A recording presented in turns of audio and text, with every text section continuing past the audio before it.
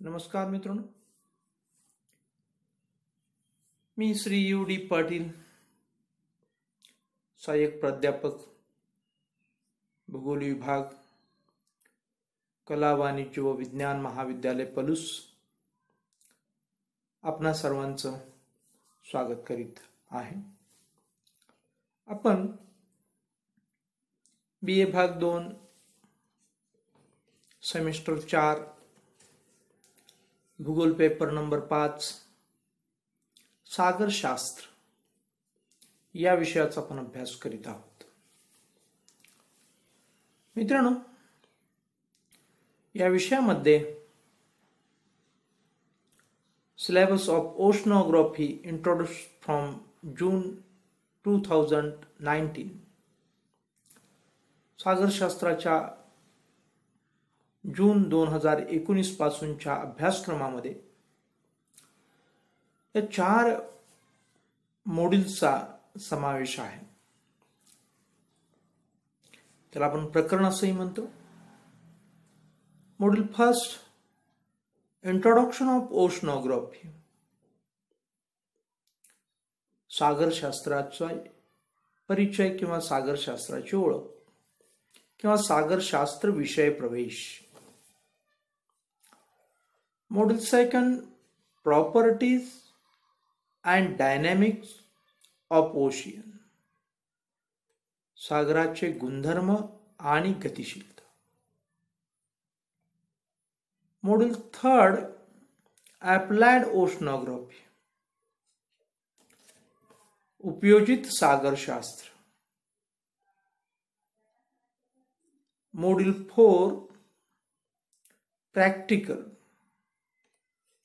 Theory only,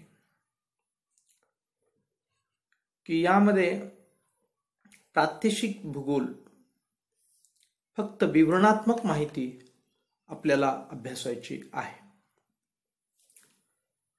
सागरांचे गुणधर्म व गतिशीलता हा मित्रांनो दुसरा टॉपिक आहे. आपण पहिला टॉपिक जो आहे इंट्रोडक्शन टू ओशनोग्राफी, सागरशास्त्राची ओळख, पूर्णपणे आपण अभ्यासला. आणि त्यानंतर मित्रांनो, सागरांचे गुणधर्म व गतिशीलता या प्रकरण क्रमांक 2,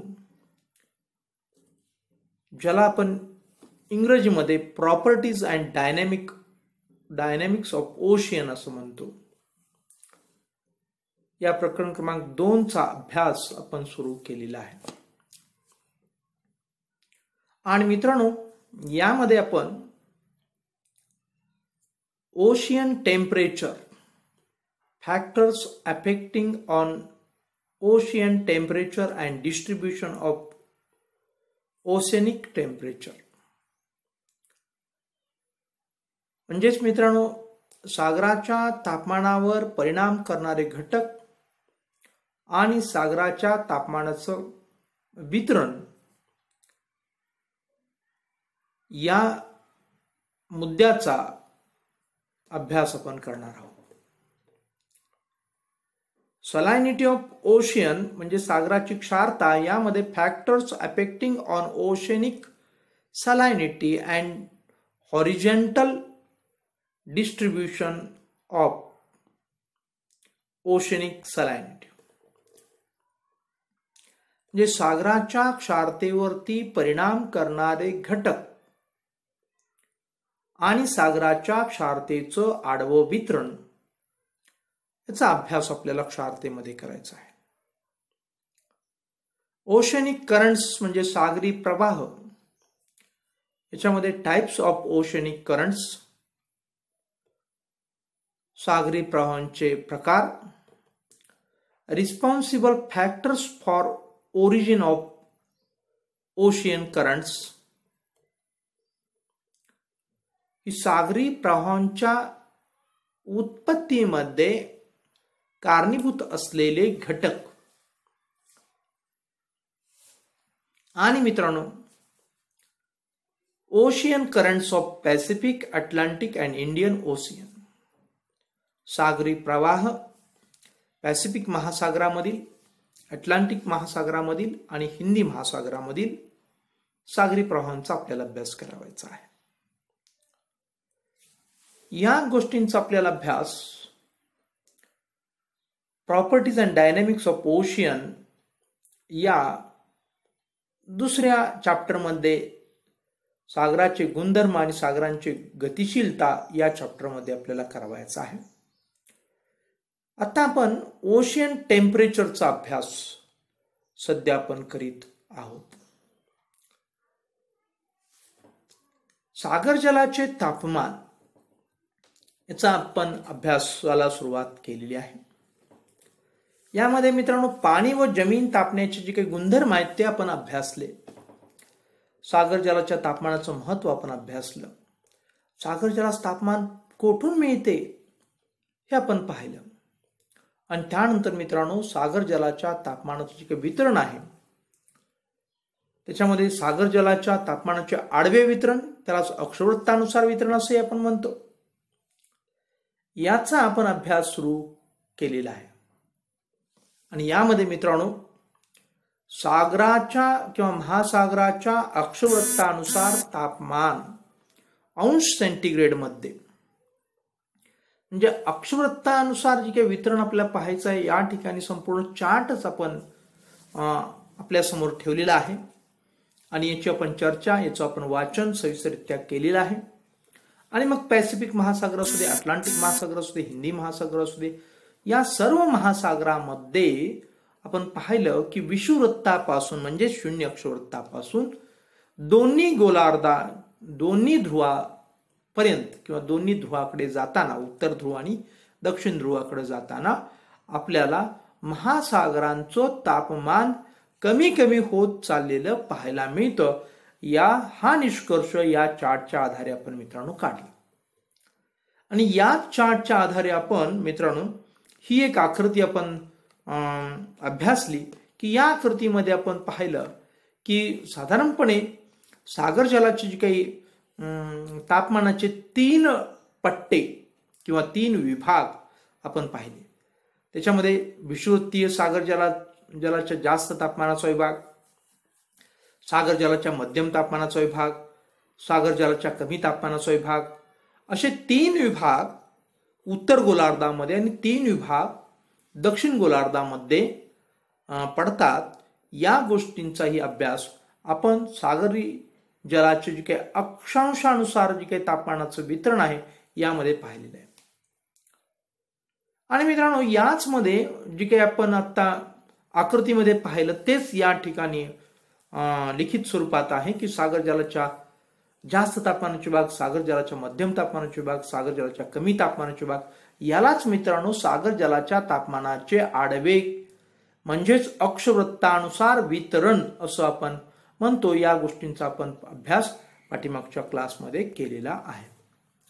आणि मित्रांनो आज आपल्याला या गोष्टीचा किंवा इथून आपल्याला अभ्यासाची सुरुवात करावायची आहे.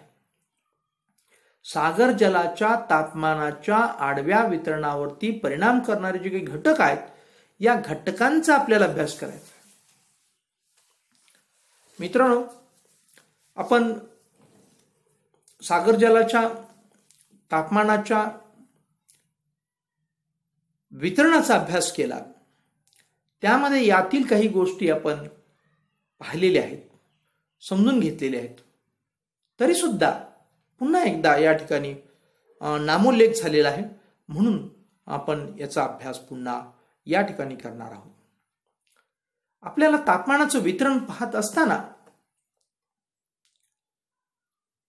आपण पाहिलं की मित्रांनो सागराचं जे काही तापमान आहे हे सर्व ठिकाणी सारखं नाही.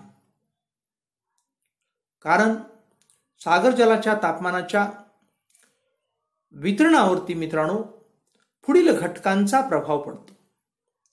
त्यामध्ये पहिला घटक आहे अत्यंत महत्वपूर्ण अक्षांश. हा घटक येतो. हवेच्या तापमानावर अक्षांशाचा मित्रांनो जास्त परिणाम होतो. तसा सागर जलाच्या तापमानावरही होतो. विषुववृत्तापासून आपण जसजसे ध्रुवाकडे जावे तसतसे मित्रांनो सागर जलाचं तापमान कमी होत जाते. कारण आपण अभ्यासलेला आहे की विषुववृत्तावरती सूर्यकिरण ही लंबरूप पडतात आणि विषुववृत्तापासून दोन्ही ध्रुवाकडे म्हणजे उत्तर ध्रुव आणि दक्षिण ध्रुवाकडे सूर्याची किरण तिरपी पडतात आणि म्हणून आपण पाहिलं की अक्षांशानुसार म्हणजे 0 अक्षांशानुसार ते 90 अंश उत्तर व दक्षिण अक्षांशापर्यंत आपल्याला सागर जलाचं तापमान कमी कमी कमी होत चाललेलं आपण पाहिलेलं आहे. यासाठी मित्रांनो मी तुम्हाला पुन्हा एकदा त्या 2 गोष्टी मी दाखवतो. त्याच्यामध्ये महत्वपूर्ण गोष्ट कोणती? हा चार्ट किंवा ही आकृती. यामध्ये अक्षांशानुसार आहे. आपण काय पाहतोय की सागर जलाच्या तापमानाच्या आडव्या वितरणावर परिणाम करणारा घटक अक्षांश. तर अक्षांशानुसार हे परिणाम झालेले आहेत की विषुववृत्तापासून ध्रुवाकडे जाताना सागर जलाच्या तापमानामध्ये काय होत चाललेले? घट होत चाललेले. आणि यावरून या ठिकाणी 3 विभागही पडलेले आहेत की विषुववृत्तीय सागर जलाच्या जास्त तापमानाचा विभाग, मग तो उत्तर गोलार्धातला असेल आणि दक्षिण गोलार्धातला असेल. तो 0 ते 23.5 अंश उत्तर व 0 ते 23.5 अंश दक्षिण असे 2 विभाग या ठिकाणी आपल्याला पाहायला मिळतात. या दोन्ही विभागामध्ये म्हणजे विषुववृत्तीय सागर जलाच्या जास्त तापमानाचा उत्तर विभाग आणि विषुववृत्तीय सागर जलाच्या जास्त तापमानाचा दक्षिण विभाग असंही आपण म्हणू शकतो.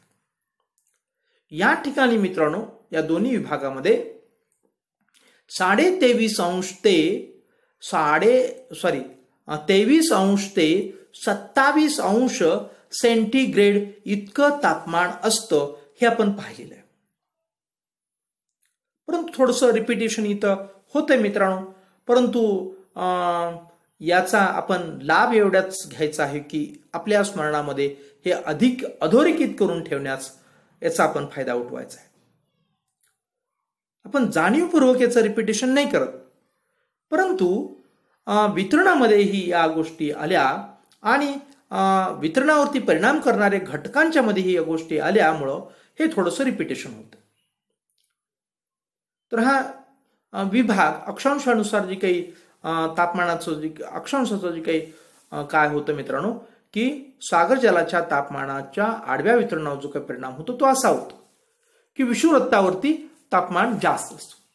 मग सागर जलाच्या मध्यम तापमानाचा विभाग म्हणजे 23.5 अंश उत्तर ते 66.5 अंश उत्तर आणि 23.5 अंश दक्षिण ते 66.5 अंश दक्षिण या दोन्ही अक्षवृत्ताच्या दरम्यान सागरी जलाच्या मध्यम तापमानाचा विभाग आपल्याला तयार झालेला पाहायला मिळतो.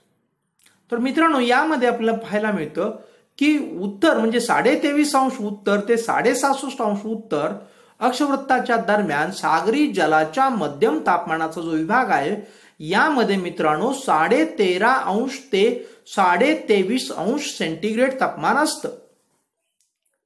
तर मित्रांनो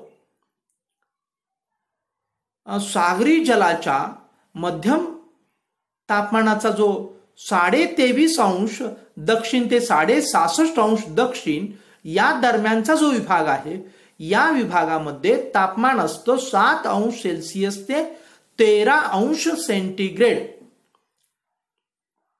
पहा आणि मित्रांनो सर्वात शेवटचा जो विभाग आहे त्या विभागाचं आपण असं वर्णन करू शकतो की 66.5 अंश उत्तर ते 90 अंश उत्तर या दरम्यान सागरी जलाच्या कमी तापमानाचा विभाग असतो आणि हा मित्रांनो अक्षांशामुळेच असतो आणि याचं या ठिकाणचं जे काही तापमान आहे हे 0 अंश ते वजा 2.5 अंश सेंटीग्रेड असतं. तर मित्रांनो, दक्षिण गोलार्धामध्ये 66.5 अंश दक्षिण ते 90 अंश दक्षिण या सागरी जलाच्या कमी तापमानाच्या विभागामध्ये सागर जलाचं जे काही तापमान असतं ते वजा 1.3 अंश सेंटीग्रेड ते वजा 1.5 अंश सेंटीग्रेड असतं. अशा प्रकारे मित्रांनो, आपल्याला या अक्षांशानुसार किंवा या अक्षांशाचा सागर जलाच्या तापमानावरती परिणाम झालेला पाहावयास मिळतो.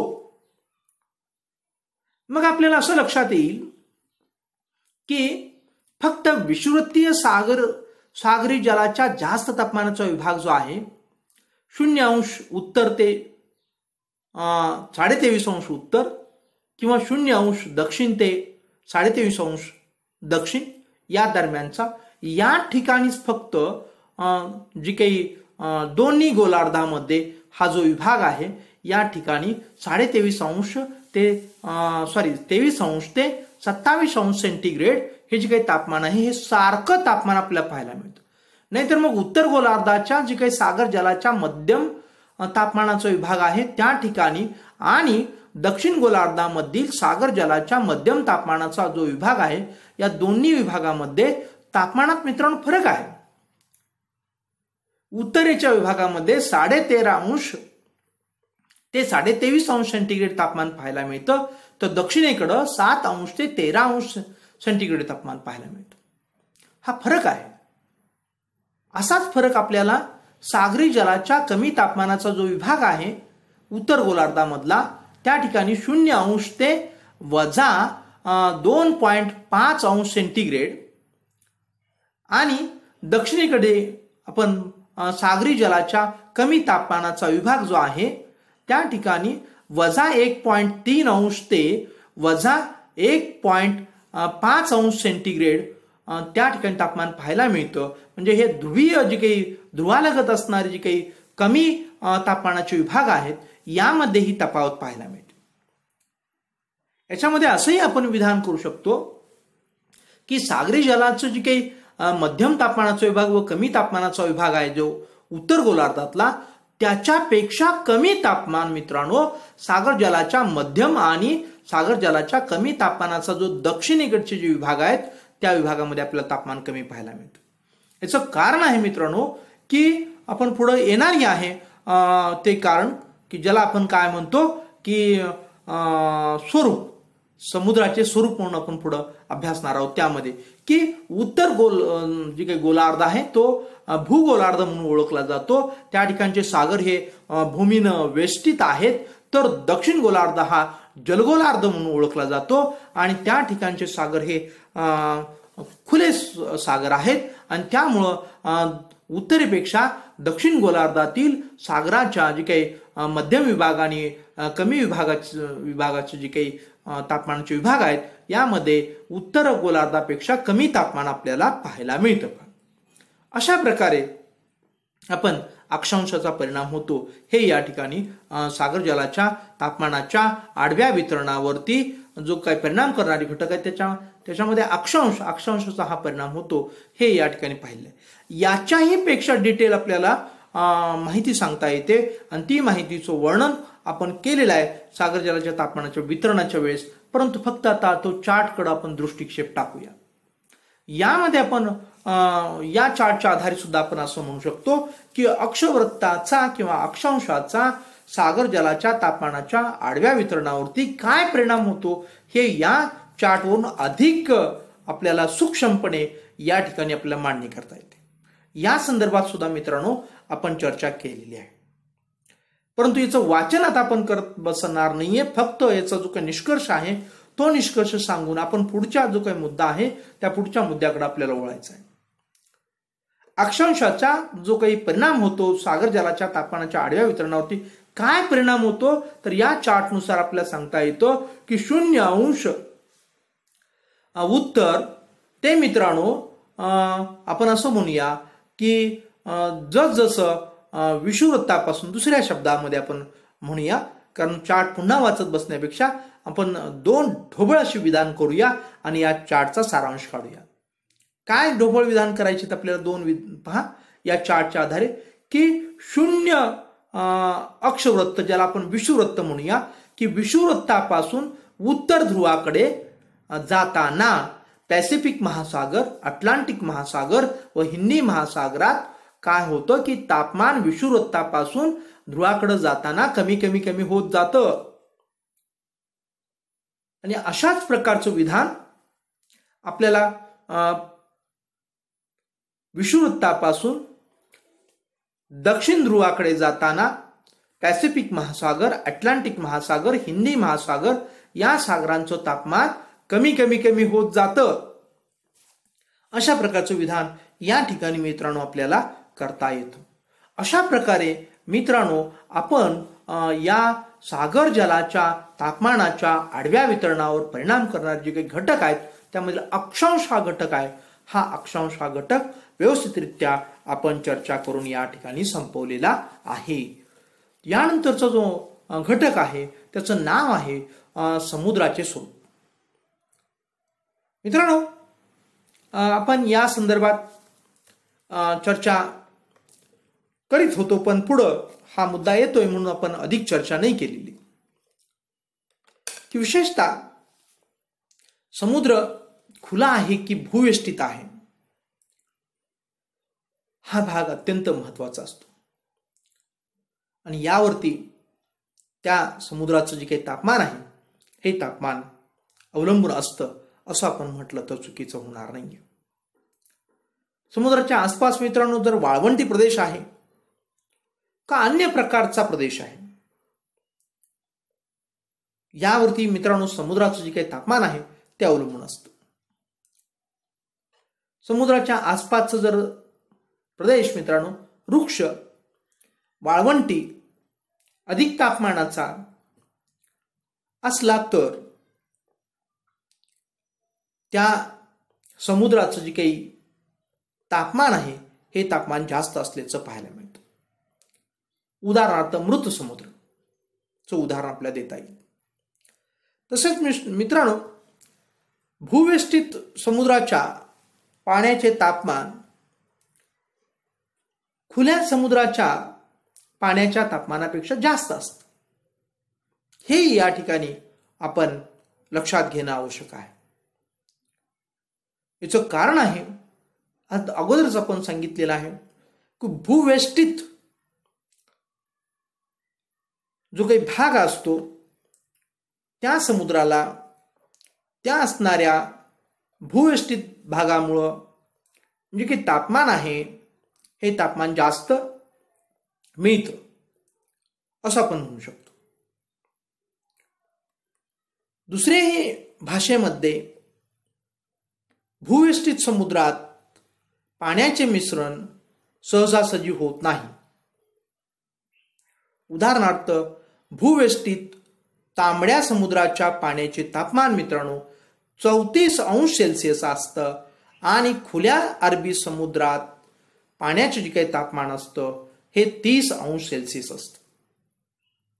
हे या ठिकाणी आपल्याला समुद्राच्या स्वरूपासंदर्भात माहिती सांगता येते. आणि मित्रांनो यानंतरचा जो मुद्दा आहे त्या मुद्द्याकडे मग आपल्याला वळायचं आहे तो म्हणजे समुद्र प्रवाह. आता समुद्र प्रवाह हे मित्रांनो 2 प्रकारचे समुद्र प्रवाह असतात.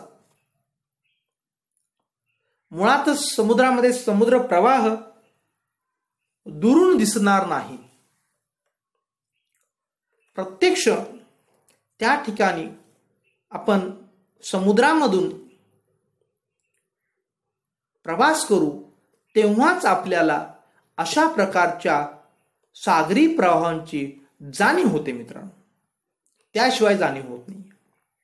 जसं की नदीचं पात्र खूप मोठं आहे आणि पाणी सर्व ठिकाणी सारखंच दिसतं आणि पोहणाऱ्याला असं वाटतं की मी सहज हे पात्र पोहून पलीकडे जाईल कारण तो काठावरती थोडा थोडा पोहतो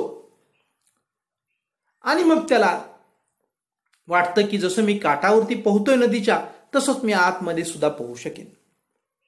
परंतु जसं तो काठापासून नदीच्या किनाऱ्यापासून आतमध्ये जाईल तसं त्याला मित्रांनो सारखं दिसणारं हे पाणी सारखं नाही याची जाणीव होते, कारण मध्यवर्तीचं जे काही पाणी आहे ते पाणी त्याला खेचायला लागतं, कारण त्या ठिकाणी प्रवाह असतो.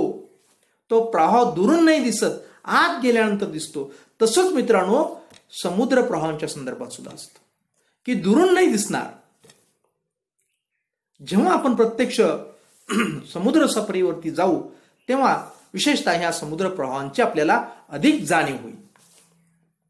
नाहीतर नकाशावरून वगैरे आपण जाणीव करून घेतो, हा भाग वेगळा. परंतु प्रत्यक्षरित्या सर्व ठिकाणी पाणी असताना मध्येच कसा प्रवाह चाललेला आहे. भूमीवरती आपण म्हटलं की भूमीवरती एखादा प्रवाह आहे, ओढा आहे, नाला आहे, नदी आहे किंवा एखादा कॅनॉल आहे म्हणलं की आपल्याला लक्षात येतं की बाजूनं सगळं काय जमीन आहे आणि मग मध्ये पाणी चाललेलं आहे, आपलं सहज लक्षात येतं. परंतु सगळीकडे पाणीच पाणी असणाऱ्या सागरामध्ये समुद्र प्रवाह ओळखायचे असतील तर प्रत्यक्ष त्या समुद्रामध्येच आपल्याला प्रवास करावा लागतो, तेव्हाच आपल्याला याचा अनुभव येतो. हे आपण या ठिकाणी लक्षात घेणं आवश्यक आहे. आणि या समुद्र प्रवाहांचे मित्रांनो 2 प्रकार पडतात. एक असतो की थंड पाण्याचा समुद्र प्रवाह आणि दुसरा असतो शीत पाण्याचा समुद्र प्रवाह. समुद्रातून वाहणाऱ्या समुद्र प्रवाहाचा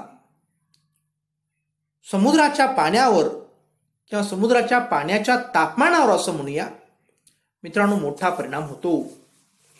कारण मी आत्ताच तुम्हाला सांगितलं की समुद्राचे जे प्रवाह आहेत ते 2 प्रवाह आहेत. मग उष्ण किंवा उबदार जे काही समुद्र प्रवाह असेल त्याच्या संपर्कातलं जे काही जल असेल त्यामुळं मित्रांनो त्या ठिकाणचं सागर जलाचं तापमान वाढते. याच्या बरोबर विरुद्ध असंही विधान आपण करू शकतो. जर सागरी प्रवाह थंड असेल तर थंड या सागरी प्रवाहाच्या सानिध्यामध्ये जे काही पाणी येईल त्यामुळं मित्रांनो सागराच्या जलाचं जे काही तापमान आहे ते कमी होईल. या ठिकाणी पहा थंड प्रवाहामुळे ते कमी होते. या ठिकाणी उदाहरणे आपण पाहू शकतो. नॉर्वेच्या किनाऱ्याजवळून वाहणाऱ्या नॉर्थ अटलांटिक ड्रिफ्ट या उबदार प्रवाहामुळे तेथील किनाऱ्याचे तापमान वाढले आहे. तर मित्रांनो आफ्रिकेच्या पश्चिम किनाऱ्याजवळून वाहणाऱ्या बेंग्विला या शीतप्रवाहामुळे तेथील तापमान कमी झाले आहे. पहा फक्त पाण्याचंच नाहीये तर तिथल्या नॉर्वेचा जो काही समुद्र किनारा आहे, आपण नॉर्वे हा जर भाग नकाशामध्ये पाहिला तर तो मित्रांनो उत्तरेकडे येतो. तो शीत हवामानाचा भाग आहे आणि या शीत हवामानाच्या भागात समुद्रामध्ये किनाऱ्याजवळून नॉर्थ अटलांटिक ड्रिफ्ट हा जेव्हा उबदार किंवा उष्ण सागरी प्रवाह वाहत जातो तेव्हा पाण्याचं तापमान तर वाढवतोच, शिवाय नॉर्वेच्या समुद्र किनाऱ्याच्या तापमानामध्ये सुद्धा उबदारपणा आणून सोडतो. तर मित्रांनो याच्या बरोबर विरुद्ध आफ्रिकेच्या पश्चिम किनाऱ्याजवळून आफ्रिकेच्या या भागामध्ये प्रचंड उष्ण हवामान आहे, तापमान उष्ण आहे. तरी सुद्धा मित्रांनो या पश्चिम किनाऱ्याजवळून जो बेंग्वेला नावाचा शीतप्रवाह वाहतो, या शीतप्रवाहामुळे त्या ठिकाणचं पाण्याचं तापमान आपल्याला कमी झालेलं पाहायला मिळतं आणि याचाही परिणाम आफ्रिकेच्या पश्चिम किनाऱ्यावरती झालेला किंचितसा झालेला आपल्याला निश्चितपणे पाहावयास मिळतो. अशा प्रकारे मित्रांनो आज आपण सागर जलाच्या तापमानाच्या आडव्या वितरणावर परिणाम करणारे जे घटक आहेत त्याच्यामध्ये अक्षांश, समुद्राचे स्वरूप व समुद्र प्रवाह या मुद्द्यांचा आपण या ठिकाणी अभ्यास केलेला आहे. आणि या ठिकाणी आपली वेळ संपत असल्यानं या ठिकाणी आपण थांबणार आहोत. धन्यवाद.